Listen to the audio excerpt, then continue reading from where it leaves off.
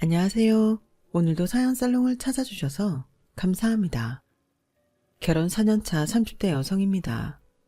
인간이 불행한 건 나와 남을 비교하는 데서 시작된다고 하잖아요. 요즘 인터넷에 올라오는 기사를 보면 그 말이 실감나더군요. 서민들에게 친근한 이미지로 인기를 끌던 연예인이 수십억대 건물을 되팔아 엄청난 차익을 올렸다거나 BJ가 하룻밤에 별풍선으로 수억 원을 벌었다거나 일각에선 자녀 교육을 위해 연간 억대 학비가 드는 국제학교에 보내 외국 명문대에 입학을 시킨다는 등의 기사를 접할 때마다 내 인생이 너무 초라하게 느껴지거든요. 이러다 앞으로 태어날 내 자식들은 가난한 부모를 만난 탓에 시작부터 남들한테 뒤처지지 않을까 하는 노파심도 일고요. 그러던 차에 제 인생에 기적 같은 일이 일어난 거예요. 팔자에 없던 30억대 유산을 받게 된 거죠. 그리고 그 순간부터 제 인생에도 불행이 시작됐어요. 저는 어린 시절의 추억이라고 할 것도 없을 정도로 궁핍한 유년 시절을 보냈어요. 저희 부모님은 농사를 지으셨는데 본인 소유의 땅 한 평 없이 남의 땅을 붙이고 사셨거든요. 서울처럼 집 근처에 학교가 있는 것도 아니어서 저는 매번 버스를 타고 읍내까지 통학을 했었는데 그나마도 버스비가 없어서 걸어다니기 일쑤였어요. 어린 시절 제 꿈은 하루빨리 졸업해서 돈을 버는 거였죠. 고등학교를 졸업하고 무작정 서울에 사는 고모를 찾아 상경을 한 것도 돈을 벌기 위해서였어요. 당시 저희 고모는 서울에서 살고 있었는데 무슨 이유인지 저희 집과 왕래를 끊고 살고 계셨어요. 그렇다고 저희 아빠랑 사이가 안 좋았던 것도 아닌데 말이죠. 동네 사람들을 통해 들어보니 고모가 엄청난 부잣집으로 시집을 갔다고 하더라고요. 네 고모 혜숙이가 인물이 아주 좋았거든. 미스코리아 뺨치는 인물이었어. 고등학교 졸업하고 서울에서 직장생활 한다고 그러더니 얼마 안 돼서 부잣집에 시집을 가지 않았겠니? 근데 어쩌면 그 후로 네 아빠랑도 연락도 딱 끊고 발길 안 하지 뭐냐. 이제 부잣집 사모님 소리 듣고 사니까 구질구질한 친정이 창피했던 거겠지. 그래도 그렇지. 지 오빠가 지한테 얼마나 잘했는데. 마치 동화 속 주인공의 성공 스토리를 듣는 것처럼 그 말을 듣고 자란 저는 내심 학교만 졸업하면 고모를 찾아가야겠다는 생각을 하고 있었어요. 아무리 왕래를 안 하고 산다지만 그래도 피부친데 하나밖에 없는 조카를 나 몰라라 할까 싶었거든요. 그래서 무작정 서울 고모집으로 찾아간 거였는데 도착하자마자 후회가 밀려왔어요. 말이 부잣집 며느리지 저희 고모는 그 집에서 식모만도 못한 대접을 받고 살았거든요. 고모는 얼굴에 핏기 하나 없이 초췌한 모습으로 그 큰 집 살림을 도맡아 하는 것도 모자라 시댁 식구들과 고모가 낳은 자식들은 물론 그 집 고용인들한테까지 무시를 당하고 있었어요.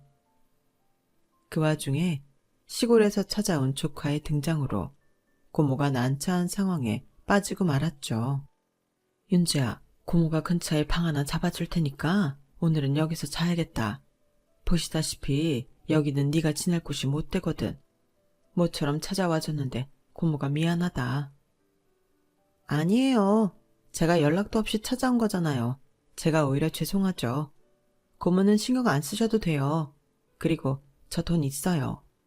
서울엔 찜질방도 많으니까 잘것 걱정 안 하셔도 돼요. 제 눈으로 고모의 비참한 생활을 목격하고 나니 빌어먹어도 이 집 도움은 받지 말아야겠다는 생각이 들었어요. 왜 그동안 아빠와 고모가 서로 연락도 끊고 살았는지도 그제야 알 수 있었고요. 한사코 마다하는데도 고모는 제 손에 10,000원짜리 뭉치를 쥐어주셨어요. 그런데 하필 그 모습을 고모의 시어머니한테 들키고 만 거예요. 얼굴에 욕심이 덕지덕지 붙은 사돈어른은 저와 고모를 보며 혀를 차시더군요. 네, 이럴 줄 알았다. 집안에 쥐새끼까지 끌어들여 내 곳간을 파먹을 생각부터 하다니. 이래서 없는 집 며느리를 들이는 게 아닌데. 네 시아버지만 아니었으면 어언감생심 너 같은 게 내 집 문지방이나 넘었을까? 야, 넌 뭐하고 거기 서 있는 거냐? 적선 받았으면 당장 내 집에서 나가지 않고. 적선이라니. 아무리 제가 가난한 집에서 궁핍하게 자랐다고는 하지만 이렇게 대놓고 거지 취급을 받는 건 처음이었어요. 없이 산다고 자존심도 없는 줄 아는 노인네를 보자 없던 오기가 생겨 눈을 부릅뜨고 대들었죠. 저 거지 아니에요. 이 돈도 필요 없다고요. 우리 고모가 잘 살고 계신지 확인하러 온 것뿐이에요. 그러니까 거지 취급하지 마세요. 저는 고모가 쥐어준 돈을 다시 고모 손에 넘겨주곤 그 집을 나왔어요. 담벼락 높은 부잣집들로 가득한 그 동네를 걸어내려는데 눈물이 쏟아져서 눈앞이 뿌옇게 보일 정도였어요. 그렇게 터덜터덜 내려오는데 뒤에서 고모가 저를 부르는 소리가 들리더라고요. 뒤를 돌아보니 고모가 슬리퍼 차림으로 저를 향해 달려오고 계셨어요. 얼마나 급하게 달려오셨는지 숨을 헐떡대며 제 손을 붙잡고 한참이나 숨을 고르셨죠. 현주야, 이러고 가면 어떡하니? 당장 오늘 잘 곳도 없을 텐데. 그러면서 제 손에 아까 그 돈뭉치를 쥐어주셨어요. 이거 가지고 가. 이 돈은 고모 돈이니까 받아도 돼. 찜질방 같은 데 가지 말고 이 돈으로 호텔에 가서 자. 배고플 텐데 밥도 사 먹고. 알았지? 고모가 따뜻한 밥 한 끼도 못 차려줘서 미안해. 그리고 아빠한테는 고모 이러고 사는 거 말하면 안 된다. 알았지? 고모는 눈물이 그렁한 눈으로 제게 부탁을 했어요. 그 모습을 보니 어찌나 안쓰럽던지 제가 다 눈물이 날 것 같더라고요. 고모, 걱정 마세요. 아빠한테는 말 안 할게요. 대신 고모도 저 여기 왔던 거 아빠한테 말하면 안 돼요. 그리고 밥 좀 잘 챙겨 드세요. 그렇게 고모와 헤어진 저는 고속버스 터미널 근처에 있는 찜질방으로 갔어요.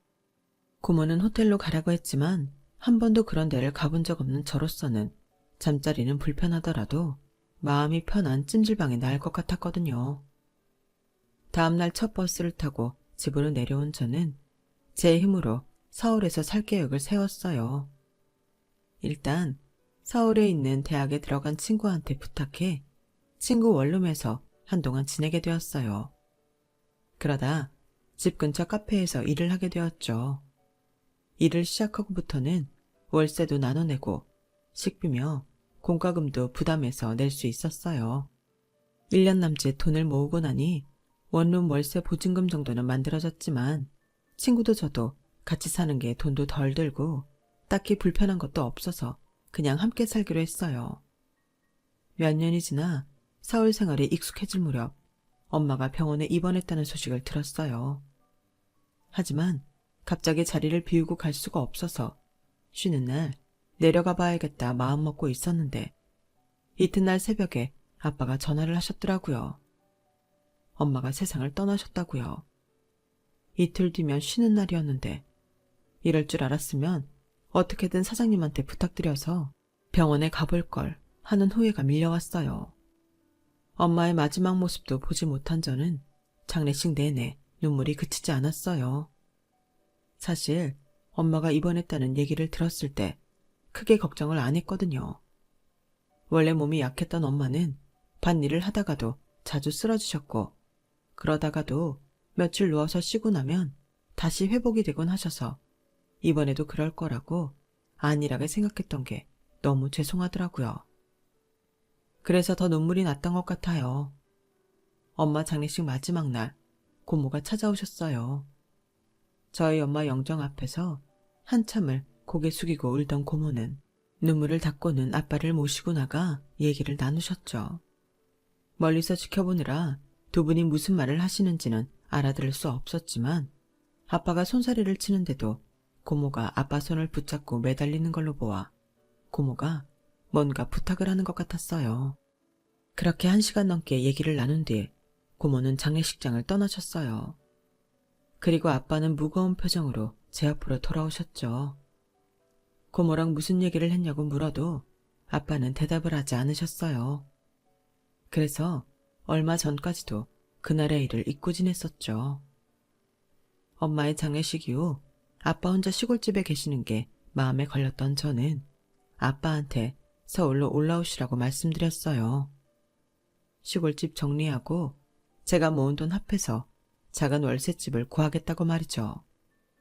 그런데 아빠가 거절을 하시더라고요. 아직 시골에서 할 일이 있으시다면서요. 땅도 한 평 없는데 아빠가 거기서 할 일이 뭐야. 그러지 말고 서울로 올라와. 서울은 일자리도 많으니까 우리 두 식구 굶어 죽을 일은 없어. 아빠 혼자 사는 거 걱정된단 말이야. 이 녀석아, 사지가 멀쩡한데 굶어 죽을 걱정이냐?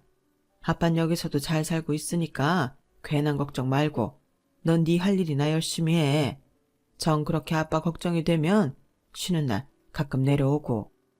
아빠는 제가 몇 번이나 조르는데도 꿈쩍 않고 고향집을 떠나지 않으셨어요. 그러는 사이 시간이 흘러 저는 몇 번의 연애 끝에 결혼할 사람을 만나게 됐고 결혼식을 앞두게 되었죠. 남편은 일남 이녀 중 막내로 평범한 가정에서 자란 사람이었어요.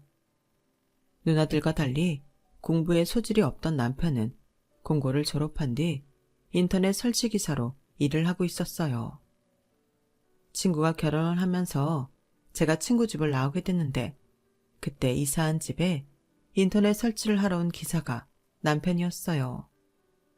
여자 혼자 사는 집에 낯선 사람을 들이려니 여간 걱정이 되는 게 아니더라고요. TV에서 혼자 사는 여자를 노린 강도 사건 뉴스가 연신 흘러나오던 때라서 더 긴장했던 것 같아요. 일부러 현관에 남자 슬리퍼도 놓아두고 마치 이 집에 남자도 사는 것처럼 일부러 베란다에 남자 속옷도 널어두었어요. 제가 혼자 살게 되자 걱정됐는지 친구가 이사 선물로 사준 것들이었죠. 설치 당일 몇 번의 전화 통화 끝에 집에 찾아온 남편은 첫인상이 무척 깔끔했어요. 설치를 하는 내내 남편은 TMI라고 할 정도로 과하게 자신에 대한 얘기를 하더라고요.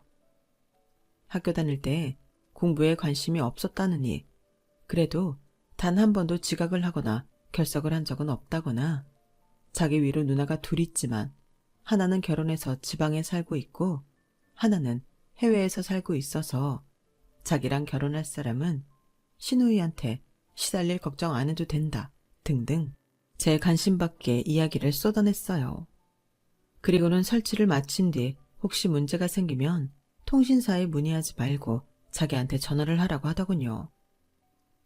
통신사에 연락을 하시면 여러 단계를 거쳐서 구역 담당인 저한테 닿기 때문에 시간이 많이 걸리거든요. 대신 저한테 연락을 주시면 제가 바로 처리해 드릴 수가 있어요. 인터넷 설치는 처음 해보는 거라서 그땐 그 말을 곧이곧대로 믿었어요. 그렇게 며칠이 지났는데 퇴근에 돌아오니 인터넷이 먹통이 돼 있더라고요. 이미 밤 9시가 넘은 시간이라서 어떻게 해야 하나 고민하다가 설치를 해준 남편한테 전화를 했어요. 당장 수리를 해달라는 건 아니고 수리 예약을 하려고 했던 건데 전화를 받은 남편이 지금 바로 오겠다고 하지 뭐예요. 안 그래도 근처에 야간 설치를 하느라 와 있다면서요.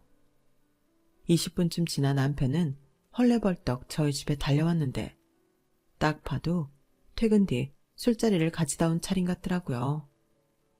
기사님들이 입고 있는 조끼도 없이 그냥 사복 차림이었거든요. 술을 몇 잔 마셨는지 얼굴도 살짝 홍조를 띠고 있었고요. 그래도 일단 수리를 하러 와준 거니까 문을 열어줬어요. 술에 취한 게 아닐까 하는 우려와 달리 남편은 새로 가져온 공유기를 연결해 금방 수리를 해주었어요. 그리고는 제가 수리 비용을 묻자 얼굴을 붉히며 그러는 거 있죠. 저 수리 비용은 안 주셔도 돼요. 실은 제가 일부러 망가진 공유기를 설치했었거든요. 아니 왜요? 설마 그래서 통신사에 전화하지 말라고 했던 거예요? 어머 진짜 웃기는 사람이네. 실은 꼭 다시 만나고 싶었어요. 그날 처음 그쪽을 보고 한눈에 반했거든요. 저 이상한 사람 아니에요. 설치하러 왔던 날 저에 대해 다 말씀드렸잖아요. 직장이며 사는 곳, 심지어 가족관계까지. 아, 불쾌하시다면 사과드릴게요. 마음이 앞섰던 남편은 자기 행동이 상대로 하여금 공포를 느끼게 할 수도 있다는 걸 그제야 깨달았는지 어쩔 줄 몰라 했어요. 그리고는 거듭 사과를 하고는 서둘러 집에서 나갔어요. 순식간에 벌어진 일이라서 어안이 벙벙하기만 했던 저였지만 이상하게 기분이 나쁘거나 하지는 않았어요. 오히려 귀까지 빨개져서는 허둥지둥 나가던 남편이 귀엽게 느껴지더라고요. 하지만 그때는 그게 다였어요. 더 인연을 이어가겠다거나 하는 생각은 없었으니까요. 그런데 인연이 되려니 생각지도 못한 일이 벌어지더라고요. 하루는 퇴근 후 집에 돌아와 보니 현관문 외시경이 깨져 있지 뭐예요. 순간 온몸에 소름이 쫙 끼치면서 겁이 나더라고요. 겁이 나서 선뜻 현관문을 열고 안으로 들어갈 수가 없었어요. 집안에 누가 숨어 있을까봐 겁이 났거든요. 그렇다고 당장 부를 사람도 없었어요. 그때 생각난 게 바로 남편이었어요. 휴대폰에 전화 통화한 번호가 찍혀 있어서 바로 전화를 걸었죠.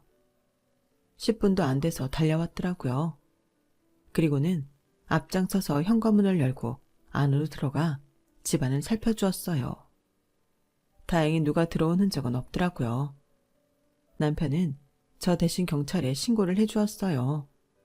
그리고는 집주인한테 전화해 상황을 알리곤 혹시 건물 내에 설치된 CCTV가 있는지도 물어봐 주었죠. 마치 자기 일처럼 나서주는 남편을 보니 안심이 되더라고요. 일 처리를 끝내고 집으로 돌아가면서도 남편은 현관 밖에서 이상한 낌새가 느껴지면 바로 전화하라며 신신당부를 하고 갔어요. 그리고 그날 이후 남편은 수시로 전화나 문자를 통해 제 상태를 살펴주었죠. 누군가 나를 위해 신경을 써준다는 게 이렇게 가슴 벅찬 일이라는 걸 그때 처음 알았어요. 그 소동이 완전히 해결된 건 그 후 몇 주 뒤였어요. 밤 11시가 넘었는데 술이 취한 남자가 우리 집 현관문을 뻥뻥 차면서 문 열라고 고함을 지르더라고요. 겁이 나서 남편한테 전화를 했더니 바로 달려왔더라고요. 현관문 밖에서 취객한테 소리치는 남편 목소리가 들렸어요. 그제야 좀 안심이 됐어요. 한참을 취객과 대화를 한 남편은 제게 문 좀 열어달라고 하더군요. 그리고는 취객을 향해 보셨죠? 그쪽이랑 사귀던 분은 이사가고 없다고요. 이분이 이사 온 지 몇 주 됐거든요. 취객은 눈에 힘을 주고 저를 살펴보더니 이내 고개를 꾹뻑 숙여 사과를 했어요. 헤어진 여자친구가 일부러 문을 안 열어주는 줄 알았다면서요. 남편은 거기서 그치지 않고 취객의 전화번호를 폰에 저장하고는 제게 말했어요. 일전에 외시경 깨진 거 말이에요. 글쎄, 이분이 그랬다지 뭐예요. 그리고는 취객에게 이봐요.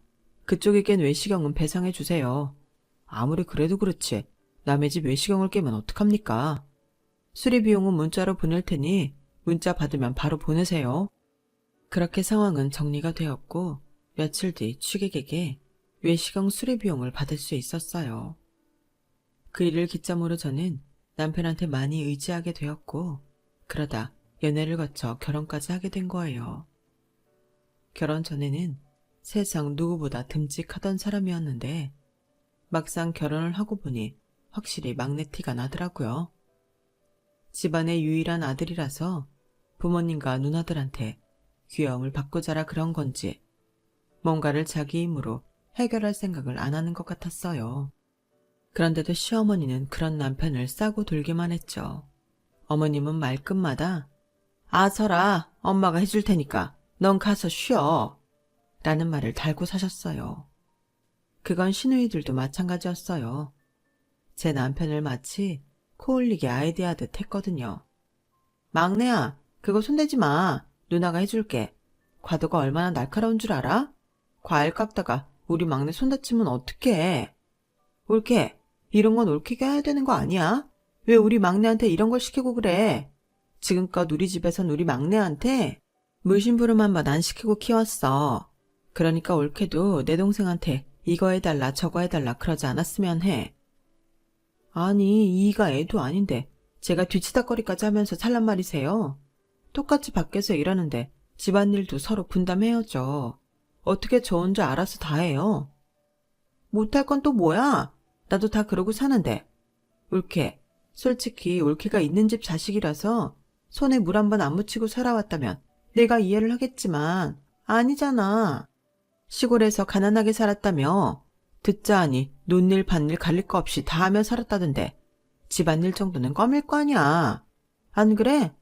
없이 살다가 결혼해서 팔자 고치고픈 마음으로 내가 모르는 거 아닌데 그래도 그러면 안 되지. 그러니 우리 양심 좀 지키고 살자고. 내 말 기분 나쁜 건 아니지? 이런 말을 듣고 어떻게 기분이 안 나쁠 수가 있겠어요. 그래서 시누이한테 핀잔을 듣고 난 다음이면 어김없이 우리 부부는 말다툼을 하게 되었죠. 그런데 그게 끝이 아니었어요.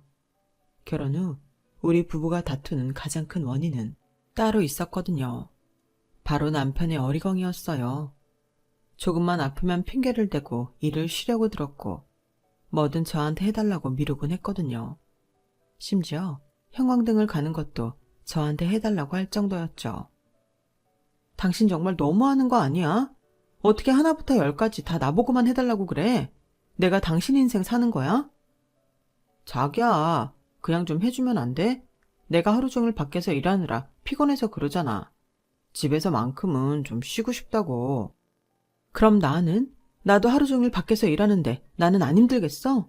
나도 집에 돌아오면 손 하나 까딱하기 싫어. 그래도 할 수 없이 하는 거라고.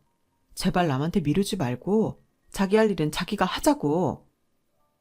참다 못해 한마디 하면 남편은 그걸로 며칠을 삐쳐서는 저와 말도 하지 않았어요. 신혼 초에는 그런 남편을 어르고 달랬는데 그것도 한두 번이죠. 제가 남편 키우려고 결혼한 것도 아니고 더는 그렇게 못 살겠더라고요.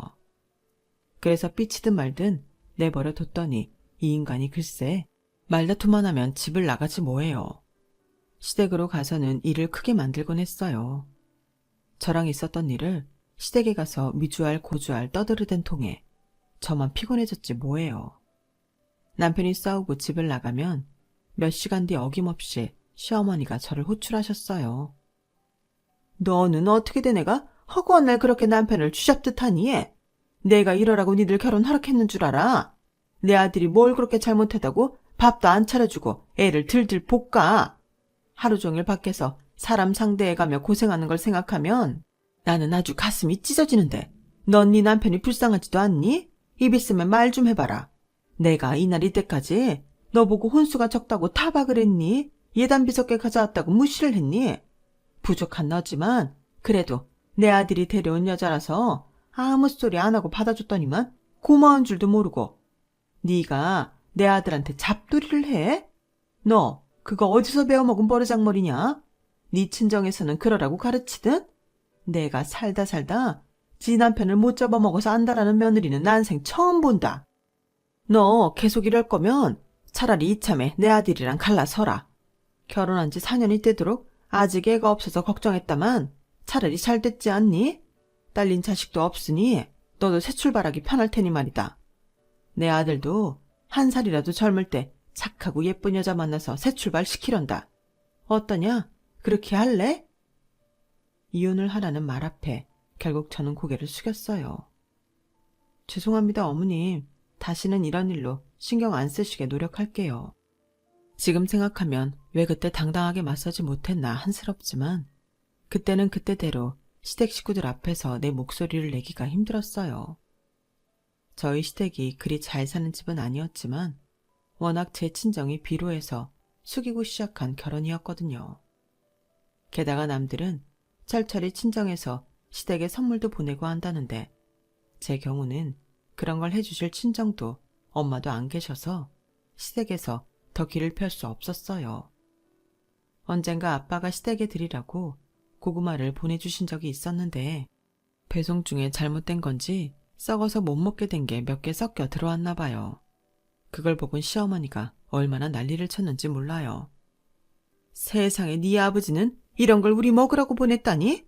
이게 먹거리니? 쓰레기지? 아니 우리 집을 뭘로 보고 이딴 걸 보낸 거냐? 우리 입이 쓰레기통이야? 이런 그지 같은 걸 보내게. 어머님, 상태가 안 좋은 게 몇 개 섞이긴 했지만 나머지는 다 멀쩡한 거예요. 아빠도 좋은 걸로 보내신다고 골라서 보내셨을 텐데 아마 배송 중에 비가 와서 물이 다 그런 모양이에요.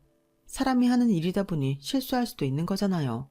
어머님이 넓은 아량으로 이해 좀 해주세요. 실수? 얘, 입이 삐뚤어져도 말은 바로 하랬다고? 네 눈엔 이게 실수로 보이니? 손바닥만한 나라에서 니네 친정까지 거리가 얼마나 된다고 배송 중에 상했다고 둘러대는 거냐? 이건 애초에 못 먹을 거 보냈으니까 이 모양이 된 거야. 이게 다 네 아버지가 우리 집을 무시한다는 증거라고. 잔뜩 화가 난 시어머니는 저희 아빠가 보내신 고구마를 박스채 쓰레기 봉지에 담아 버리셨어요. 그리고는 그때 이후로 제 친정에서 온 농산물은 상태도 확인하지 않은 채 받는 즉시 버리셨죠. 그 광경을 목격한 저는 아빠한테 더는 보내지 말라고 말씀을 드렸지만 상황을 모르는 아빠는 이후로도 시댁에 농사지은 쌀이며 고구마, 감자, 호박까지 잔뜩 보내셨어요. 그럴 때마다 저는 어머님이 버린 우리 집 농산물을 죄다 주워서 집으로 가지고 왔고요. 하지만 그것도 얼마 지나 그만두게 되었어요.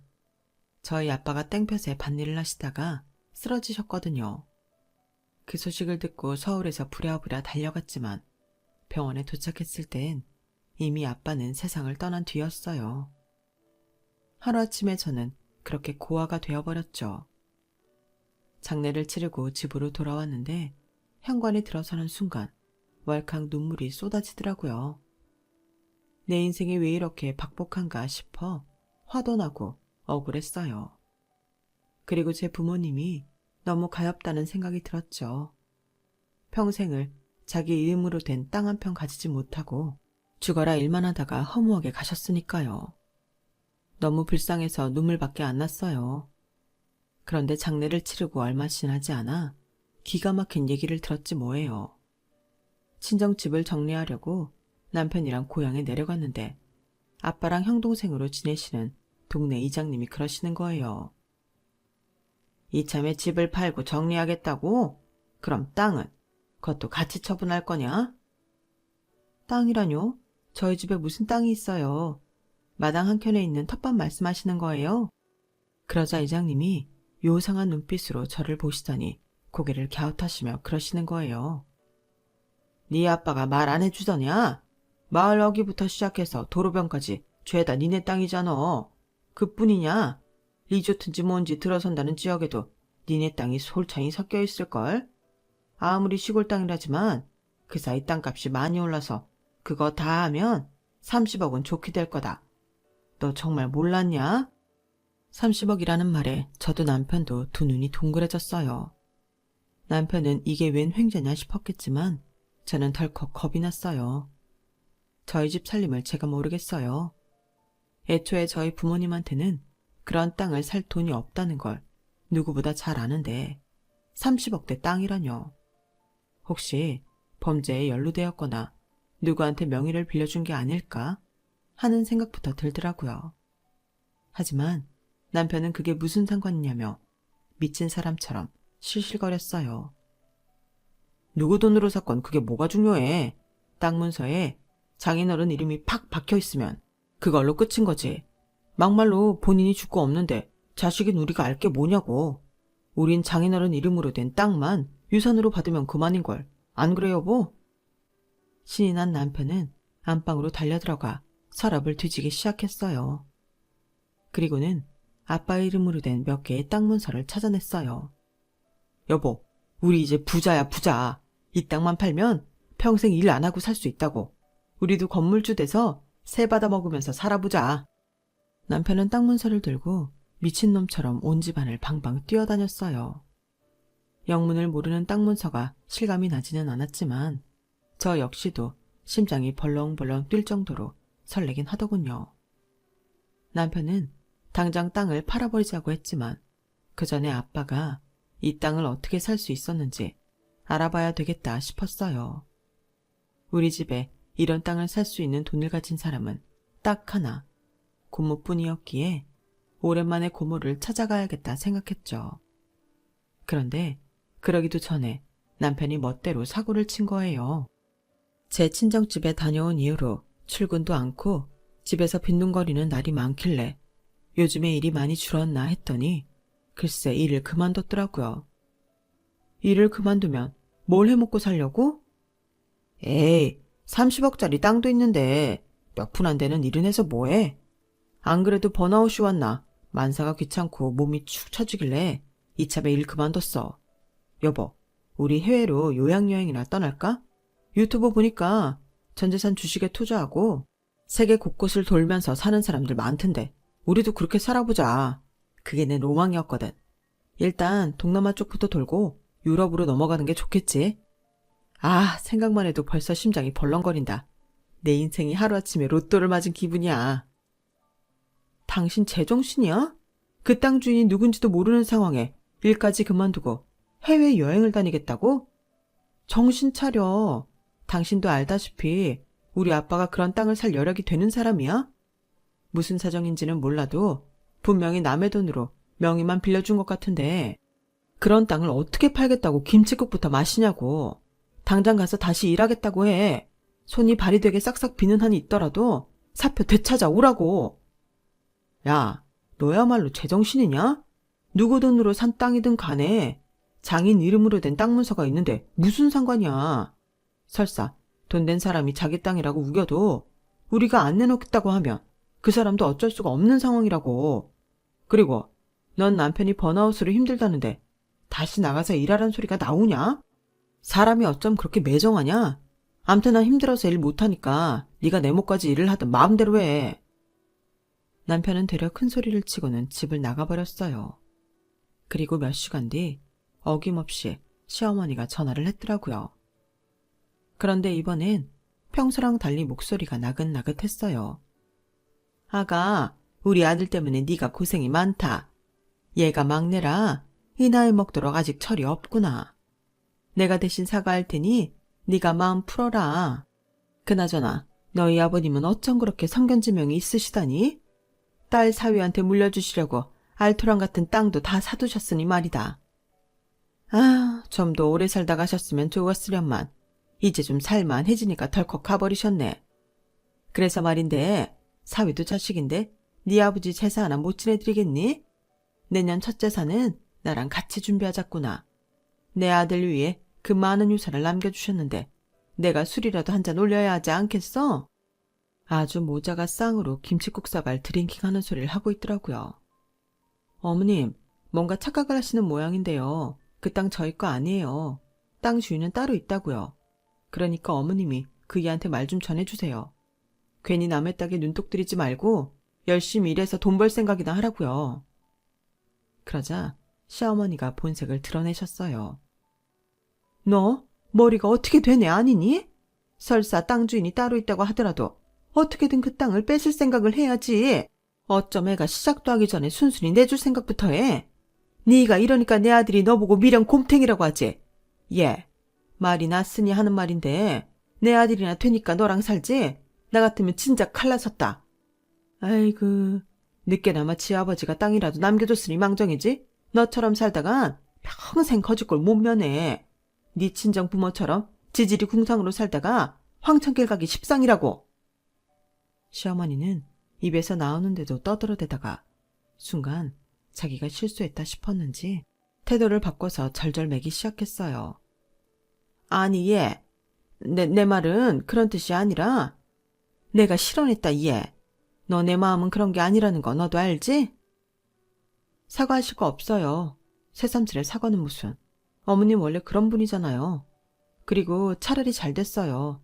저도 더는 철딱서리 없는 남편이랑 살기 싫고 어머님처럼 뇌를 거치지 않고 바로 입으로 뱉고 사는 사람 며느리로 살기 싫었는데 이렇게 마지막 전까지 똑 떨어뜨려 두시니 오히려 고맙죠 뭐. 그 애한테 전해주세요. 조만간 이혼 서류 들고 찾아갈 테니 집에 올 거 없다고요. 그럼 수요일 내 찾아뵐게요. 저는 할 말을 마치고 전화를 끊어버렸어요. 어머님이랑 남편이 번갈아가며 전화를 걸어대길래 아예 전원을 꺼버렸어요. 그리곤 땅 문제를 확실히 정리하기 위해 고모집으로 찾아갔어요. 세월이 흘렀지만 높은 담과 사람을 주눅들게 하는 거대한 정원은 그대로더군요. 달라진 게 있다면 얼굴에 욕심이 덕지덕지 붙은 사돈어른이 수년 전에 세상을 떠났다는 사실 정도였어요. 아빠 장례식 때 찾아와 서럽게 울고 갔던 고모는 생각지 못한 제 방문에 놀란 듯 했어요. 그래도 집에 고모부랑 사촌 동생도 없어서 그런가 저를 대하는 모습이 편해 보이더라고요. 고모는 제가 내민 땅 문서를 보시더니 희미하게 웃으시며 얘기하셨어요. 그 땅 내 돈으로 산 거 맞아. 아버님이 살아생전에 처음이자 마지막으로 주신 용돈이었거든. 그때 네 고모부가 바람을 피워서 내가 이혼을 하려고 했었는데 아버님이 돈다발이 가득 담긴 가방을 주시면서 한 번만 용서해 주라고 하시더라. 돈 때문에 마음을 고쳐먹은 건 아니고 내 나름의 복수를 하려고 이혼은 안 했어. 그동안 당하고 산 게 억울해서 제대로 받을 거 받을 수 있을 때 이혼하자 싶었지. 너도 알잖니? 우리 시어머니가 나랑 내 친정을 어떻게 생각했는지. 내 명의로 땅을 사면 나중에라도 뺏기게 될 것 같아서 네 아빠 이름으로 산 거야. 혹시 내가 잘못되더라도 적어도 그 땅은 내 친정 식구한테 갈 수 있을 테니까. 그런데 오빠가 먼저 갈 줄은 몰랐네. 고모는 빈 껍데기 같은 결혼 생활을 이어오고 계셨어요. 남편도 하나뿐인 아들도 고모한테는 허울뿐인 가족이더라고요. 애 때문에 덜컥하게 된 결혼은 고모 인생을 완전히 망가뜨려 놓았어요. 부잣집 사모님 소리를 듣게 되었지만 그 큰 집에서 누구보다 외롭게 살고 있었으니까요. 그 땅 너 줄게. 나는 그 땅이 아니어도 이혼할 때 챙길 게 많은 사람이잖니. 30억이나 되는 땅을 선뜻 제게 주겠다는 게 솔직히 이해가 안 갔어요. 남편이라는 작자는 돈 냄새 맡자마자 어떻게든 지 손에 넣을 생각부터 하는데 그래도 핏줄이라고 고모는 눈 하나 깜빡 않고 그 큰 돈을 제게 주시겠다네요. 이래서 남편을 남의 편이라고 하는구나. 새삼 실감했어요. 그래서 고모한테 낮에 있었던 일을 털어놓았어요. 고모, 돈이 대단하긴 한가 봐요. 그 땅 때문에 제 남편은 일까지 때려치우고 돈 쓸 궁리를 하고요. 결혼하고 이날 이때까지 저를 벌레 취급하던 시어머니는 저한테 당신 아들을 대신해 사과도 하더라고요. 그래서 결심했어요. 이런 인간들이랑 더는 같이 못 살겠다고요. 저 이혼할 생각이에요. 더 늦기 전에 제 인생 찾아서 제대로 살아보려고요. 고모 덕분에 이젠 부자도 됐는데 겁날 게 뭐가 있겠어요. 그래도 그 돈 다는 못 받아요. 대신 제 앞으로 가게 하나만 차려주세요. 그걸로 먹고 살게요. 고모는 집까지 저를 태워다 주시면서 언제든 비빌 언덕이 필요하면 찾아오라고 하셨어요. 그런데 그때 마침 집 앞에서 기다리던 남편과 시어머니가 차에서 내리는 저를 보고는 득달같이 달려왔지 뭐예요. 이혼은 절대 못해준다고 길길이 날뛰길래 그 땅 문서는 땅 주인한테 돌려줬다고 하자 모자가 죽일 듯이 제게 달려들었어요. 야, 이 미친년아, 그걸 돌려주면 어떡해. 소송 걸어서 뺏어도 모자랄 판에. 내가 뭘 했냐. 니처럼 모자라도 한참 모자란 애라고 했니 안 했니? 너 당장 가서 땅 문서 찾아와. 땅 문서 찾아서 내 앞에 가져오면 그때 네가 원하는 대로 이혼하게 해주마. 아, 뭐해? 당장 가서 땅 문서 안 찾아오고? 그때였어요. 지금까지 차에 앉아 모든 상황을 지켜보던 고모가 차에서 내리셨어요.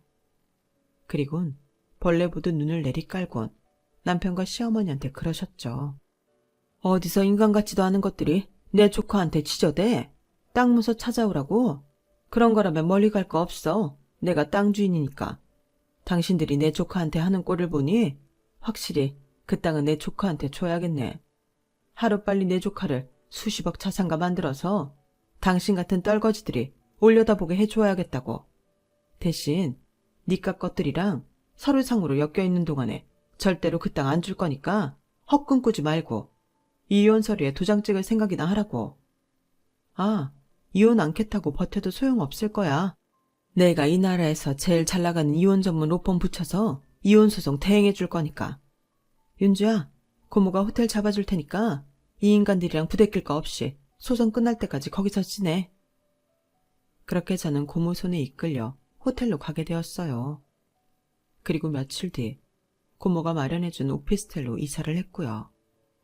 아직 이혼 소송이 끝나지 않아서 재산 분할이며 살던 집 정리는 안 됐지만 변호사님 말에 따르면 제가 원하는 선에서 잘 해결될 거라고 하더라고요.